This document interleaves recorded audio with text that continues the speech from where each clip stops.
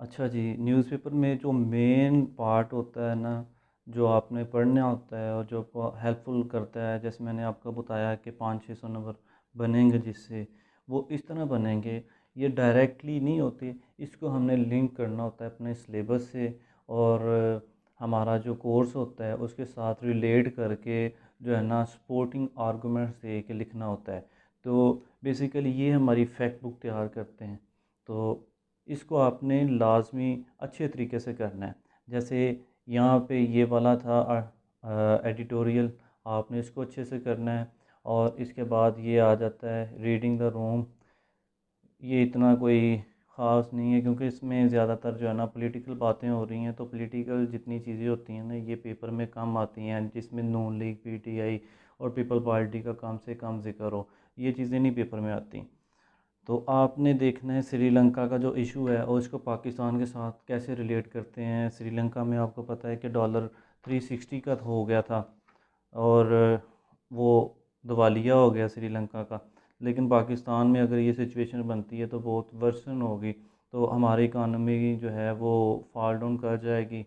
और जो है ऊपर से हमारा कर्ज़ा इतना ज़्यादा है और हमारी जो पॉलिटिकल इंस्टेबिलिटी है, तो यानी कि यहाँ पे भी वो सिचुएशन बन सकती है कि उस बन जाएगा।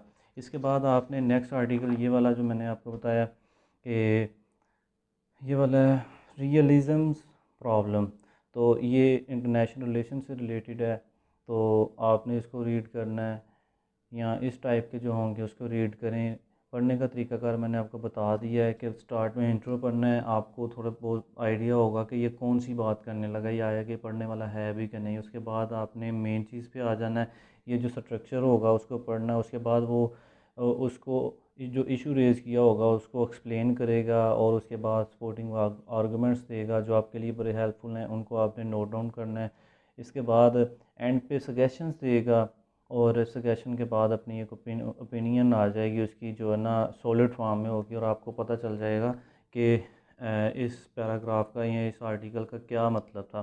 ठीक है, इसके बाद आपने ये जो लेटर्स होते हैं इनको पढ़ना है। ये जो है ना लेटर्स बड़े ही एक्सपर्ट लोग होते हैं या बड़े सीरियस होते हैं सोसाइटी से, वो जो है वो न्यूज़पेपर में जो है ना एडिटर्स उनको लेटर लिखते हैं और सिचुएशन से आगाह करते हैं और अपने जो है ना सपोर्टिव आर्गूमेंट्स देते हैं। जैसे ये लोग होते हैं ये तो बड़े हाई प्रोफाइल होते हैं, जैसे मलिहा लोधी है, जैसे ये हैं आरिफा नूर, इनके आर्टिकल्स ओपिनियन को बड़ा पढ़ा जाता है। तो ये बड़े जो है ना ख़ास लोग होते हैं। तो ये जो होते हैं ये मतलब कोई भी शहरी हो सकता है, ब्यूरोक्रेट हो सकता है, कुछ सब्जेक्ट स्पेशलिस्ट हो सकता है।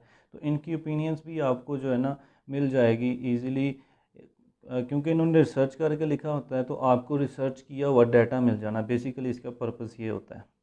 ठीक है, तो आपको एंड पे इसकी भी ओपिनियन मिलेगी, तो ये आपने लाजमी स्टडी करना है।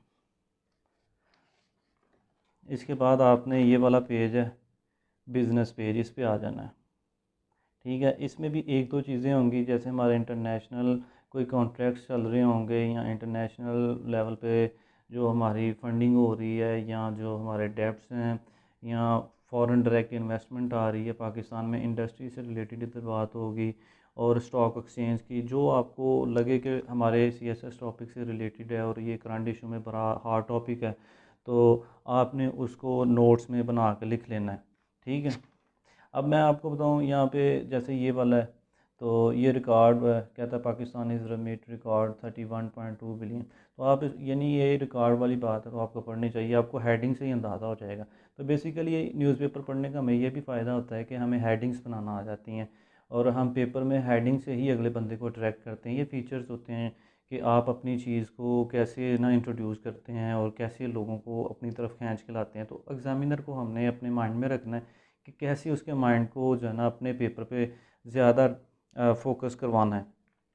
तो ये इतना कोई ख़ास पढ़ने वाला नहीं होता।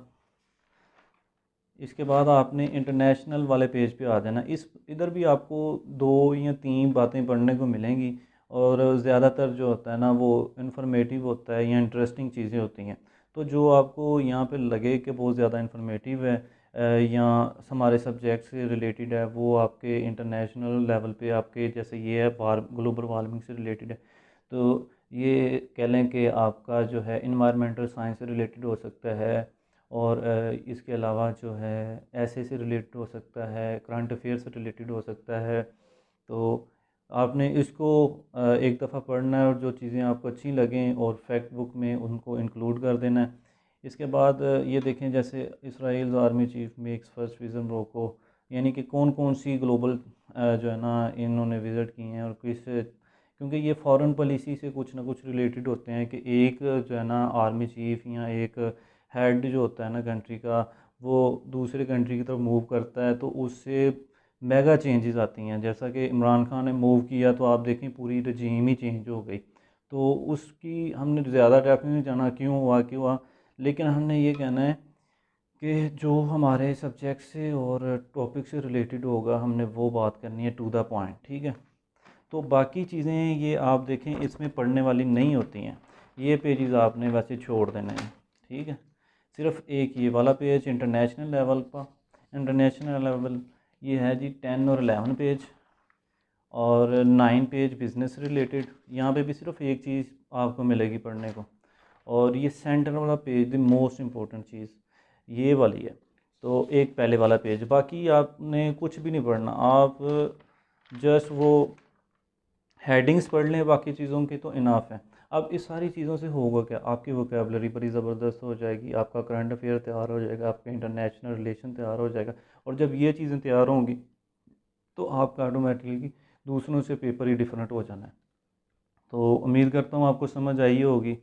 तो वीडियो चूँकि थोड़ी सी लंबी हो गई थी, लेकिन मेरा हक़ था कि मैं आपको ये चीज़ें बता दूँ, क्योंकि ये बड़ी इम्पोर्टेंट चीज़ें होती हैं। हम पढ़ते जाते हैं लेकिन हमें पता नहीं होता। अगर मैं आपको ना बताऊँ या आप बिगिनर्स हैं तो आपको ये वाले पेज पढ़ते रहें, इनका फ़ायदा ही नहीं होगा। तो इसलिए ये जो गाइडेंस है ये बड़ी ज़रूरी होती है, ठीक है। तो होप सो आपको समझ आई होगी। इंशाल्लाह मैं अगली वीडियो में ना आपको बताऊंगा सब्जेक्ट से रिलेटेड चीज़ें। तो सब्जेक्ट से रिलेटेड मैं आपको बताऊंगा, यूट्यूब पे आपको चैनल मिल जाएंगे और मैं भी कुछ वीडियोस अपलोड करूँगा जो आपके लिए बहुत ज़्यादा हेल्पफुल होंगी। जज़ाकल्लाह, अल्लाह हाफ़िज़।